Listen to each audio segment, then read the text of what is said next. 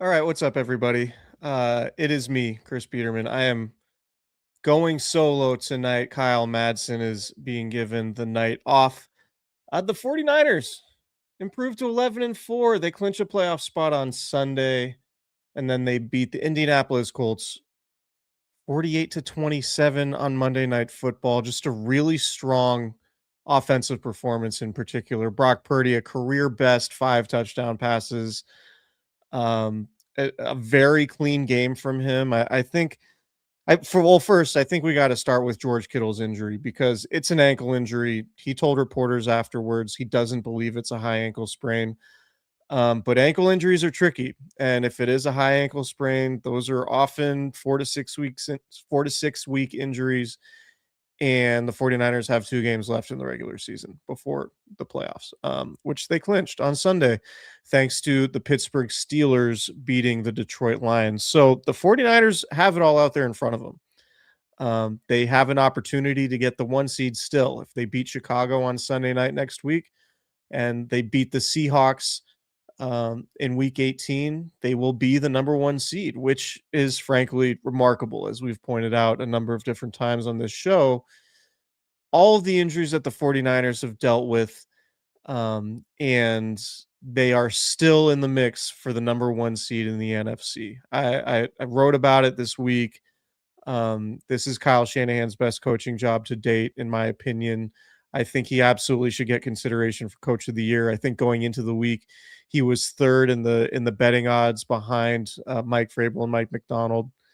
Um, so I mean that's about where I think it'll end up. I think Kyle Shanahan has had too much success to win Coach of the Year previously. I think it's largely a narrative award, and you actually get penalized from a narrative perspective if you've had success in the past. But if you really take a look at what Kyle Shanahan has done this year with this roster, with Mac Jones playing as many games as he did, it's going to be, Kyle Shanahan deserves a ton of credit for the way the season has gone. So on tonight, I just thought it was a very, very impressive impressive performance for the offense and Brock Purdy in particular. And one thing we know about the 49ers, and particularly under Kyle Shanahan, is they tend to play their best football in December. And this was another example of that, particularly offensively. I think this was the exact formula that we've talked about for weeks and weeks since Fred Warner and Nick Bosa have gone down. This is what the 49ers winning formula is going to look like. It's going to be scoring a ton of points offensively, maybe making a play or two on special teams, being sound in the kicking game, maybe getting a turnover here or there. And that could be a formula for them to win games. Is it enough for them to win a Super Bowl? I would be highly, highly, highly surprised. But I think given the way the NFC is shaking out, I wouldn't be surprised if the 49ers beat anybody in the NFC.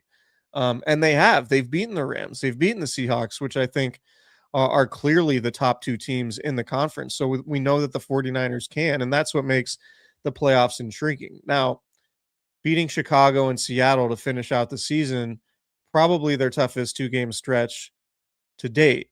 And that will be even more difficult if they don't have George Kittle. So we will find out on Monday. And for the people who aren't subscribing or watching on YouTube, you might be listening to this and the George Kittle news is already out. He's going to have an MRI presumably on Monday when the team gets back to Santa Clara. So we will see what that looks like. I would imagine. I mean, who knows? It's hard to feel good about an ankle injury with 2 weeks left in the season. So hopefully for the 49ers' sake, George Kittle is healthy. But back to Brock Purdy.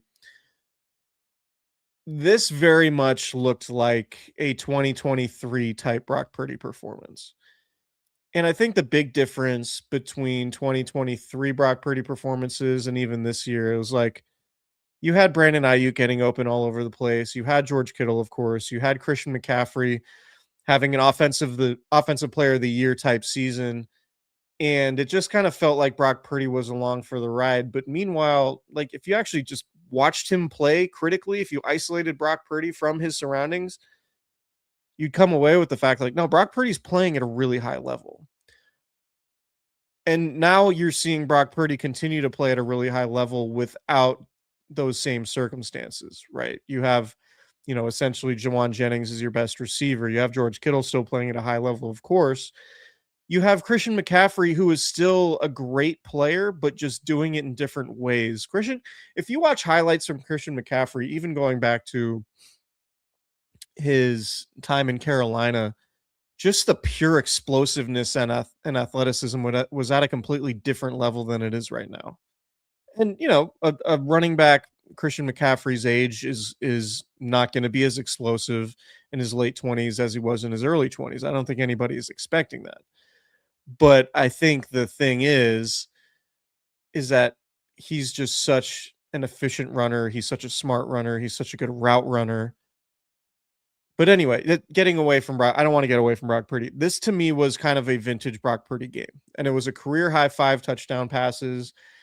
It seemed like he was being a little bit risky with his throws early in the game. The first completion he had, I think, or it was on the first drive. I don't remember if it was his first completion. Kind of like just on his back foot, a heave to George Kittle down the middle of the field, and you come out of that thinking, man, I don't love that. I don't love that from Brock because it seemed like an interceptable pass, but George Kittle comes down with it, and obviously you feel pretty good about throwing a jump ball to George Kittle if you're going to throw a jump ball to anybody. Um, but just a really efficient performance, and he got the ball to the right places. It didn't really feel like it was a high wire act, which it can feel like sometimes with Purdy. He does a really good job at avoiding sacks. I think Purdy avoiding sacks and being able to get outside the pocket, and whether it's continue to make plays with his legs or to just throw the ball away and avoid negative plays, I think that's been one of his most underrated strengths of the season.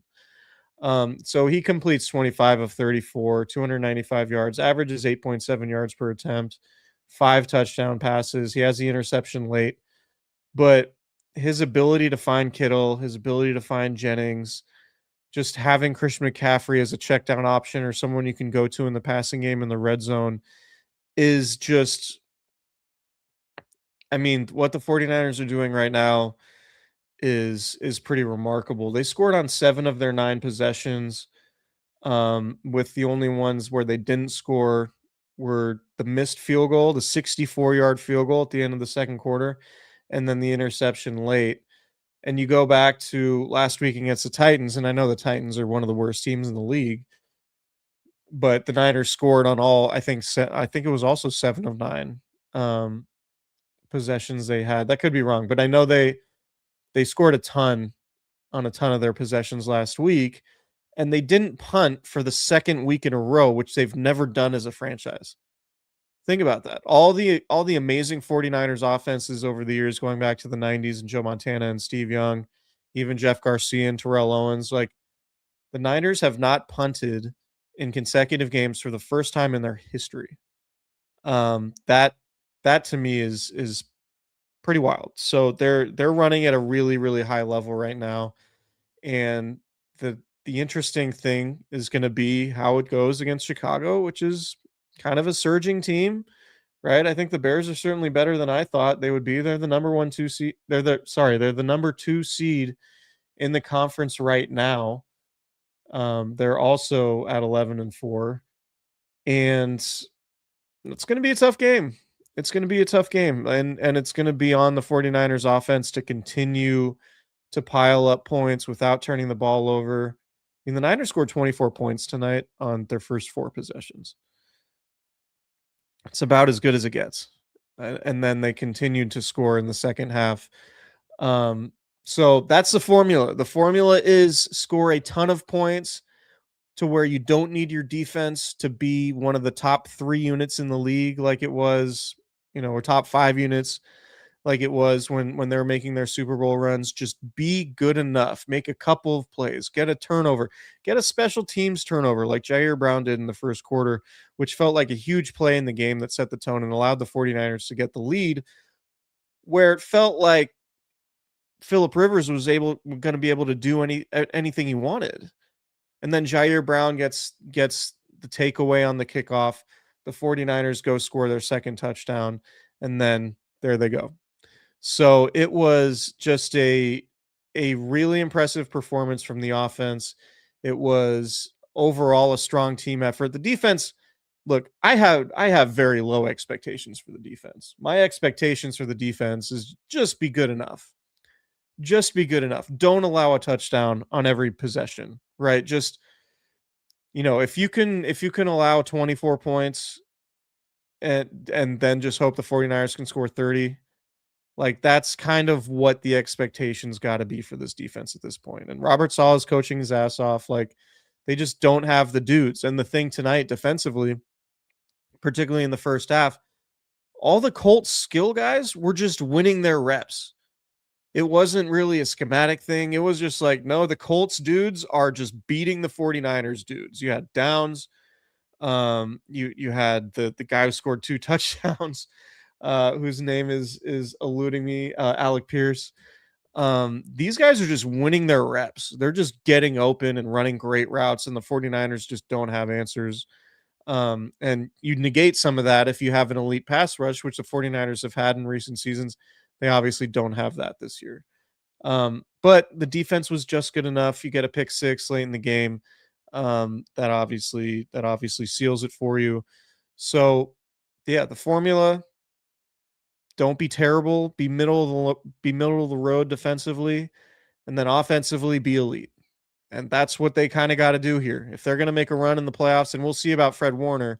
Fred Warner, obviously getting him back from the ankle injury would be huge for them. I'm not necessarily counting on it, but at the same time, nothing would really surprise me. If you were to tell me Fred Warner's back for the playoffs, particularly if they do win the 1 seed and they do get that first round bye, if Fred Warner's back in that divisional round, I wouldn't be completely stunned at this point. The way Fred Warner is talking about his injury, and I don't know if he's just doing it for podcast ratings or what, but he is talking about it on his podcast, and he's going around doing a bunch of interviews and sounds really positive and optimistic. So we'll see. But yeah, formula. Be okay defensively and elite offensively. And maybe you can win some games in the NFC playoffs. We'll see. Um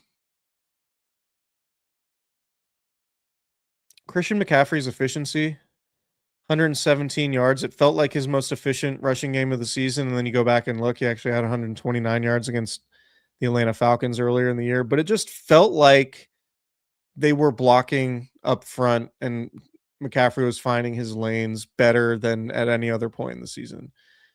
And the interesting thing about it, the Niners came in dead last in the NFL in yards per carry. I think they were at 3.5 yards per carry, which is crazy considering you have Christian McCaffrey. And even Christian McCaffrey's been amazing this season. For Christian McCaffrey to be amazing and for you to average only 3.5 yards per carry, is kind of a weird juxtaposition. Anyway, then you have the Colts defense, which came into tonight second in the NFL in yards per carry allowed at 3.7. So the assumption is, on paper, the Niners are going to have a real tough time running the ball against the Colts. And the 49ers end up having one of their most efficient rushing games of the season. I thought that was, it's kind of telling to where the 49ers are. Like the 49ers just feel like such a better team or a better offense when they can run the ball effectively. And I think that was a big reason why Brock Purdy was so effective. And that's not to take anything away from Brock Purdy. I think he can play well without a good running game. But in terms of the 49ers being effective and scoring all game, which they did for the second straight week, you got to be able to run the ball well. And, if you have to go on the road in the playoffs, running the ball well is going to be a huge asset for you. So when I look at Christian McCaffrey's game today, it's really encouraging. It's really encouraging from a run blocking perspective because early in the season, the Niners run blocking was not very good. It felt like, maybe they just didn't have enough talent on the offensive line. It felt kind of jarring, like Kyle Shanahan being really frustrated. I know there was a significant portion of that came when George Kittle was out with the hamstring injury, and the splits with George Kittle on and off the field in the running game throughout his career have always been super dramatic, right? But for most of the year, it just hasn't felt like they've been able to block up the running game very well. And then tonight they did against one of the best rushing defenses in the league. And meanwhile, DeForest Buckner was back too. And man, Weird seeing DeForest Buckner with like a neck roll and playing banged up, not nearly 100%. Like, I don't want to say the 49ers won that trade because they used the first round pick they got for him on Javon Kinlaw, and that clearly wasn't a win. But to and look, I love DeForest Buckner. Like I talked to when I was covering the team, I talked to DeForest Buckner almost every day. Like he was one of the best guys to talk to in that locker room, an absolute pro, team leader, anything you would want, right, from a star player. Um, but I think if you were to ask the 49ers, hey, are you upset about not paying DeForest Buckner 20 million a year right now? I think they would be okay with that, honestly. And so didn't really show up at all today, or maybe he did and he just wasn't coming through the TV copy as I watched in my office, but it was not a great DeForest Buckner game, and obviously revisionist history and hindsight and all of those things are at play. But just seeing how it's gone, at least this season, I know DeForest Buckner has had better seasons than this with Indianapolis, but at least this season, I think the 49ers probably aren't super heartbroken that DeForest Buckner's not on the team taking up all that cap space that he would be taking up. The 49ers are 11-4 and they jumped into the 5 seed. And the 5 seeds, obviously, the best they're going to do if they don't get the 1 seed. It's basically either the 1 seed or the 5 seed. I'm not sure unless Seattle loses the next 2. I mean, I'm sure there's a scenario where the 49ers could be the 2 seed. Um, I'd have to go through all the permutations and stuff, but it seems most likely the top 2 scenarios are the 5 seed or the 1 seed, or maybe they fall back to the 6 seed. If they, maybe they lose both and they fall back to 6 or 7. Um, but what's likely is 5 or 1. And if you're the 5 seed, obviously you'd much rather have home field. You'd much rather have the first round bye. But if you're the 5 seed and you have to play the winner of the NFC South, whether that's Carolina or Tampa, and it looks like it's going to be Carolina, not the worst place to be. Not the worst place to be. Now, you'll probably have to go on the road. Well, maybe not. You might host the Rams or you might host the Packers. If you're the 5 seed and you win in the wild card round. But the NFC just feels wide open. Seattle and the Rams feel like they're a tier above everybody else. I think the way the 49ers offense is rolling right now, I think I would have them third in the NFC. And maybe that changes next week when they play the Bears, who are currently the number 2 seed in the conference. But if the Niners win over Chicago at home next week on Sunday Night Football, I'll feel very comfortable putting the 49ers as the third best team in the NFC. I think the Niners, frankly, I think they're better than Philadelphia right now. Philadelphia has a huge advantage defensively, but the way their offense has been and the way, with how frustrating Jalen Hurts has been all season, if you just look at the quarterbacks and you look at the way Brock Purdy's playing compared to Jalen Hurts, I think you can make a pretty strong case that the 49ers are better than the Philadelphia Eagles right now. I would guess if you were to talk to opposing coaches throughout the NFL, who would you rather play, the Eagles or the 49ers, particularly offensively? I think teams would rather play the Eagles. Probably a controversial take, but Packers 9-5-1. Packers just, I don't know. They feel like the super high ceiling team that just hasn't figured it out yet. So we'll see. But 49ers are 11-4. They're in a great spot. This is a hell of a season. This is a hell of a season for Kyle Shanahan and Brock Purdy. Oh, one thing, I'll get out on this. One thing Kyle Shanahan mentioned post game, and he's alluded to this a little bit.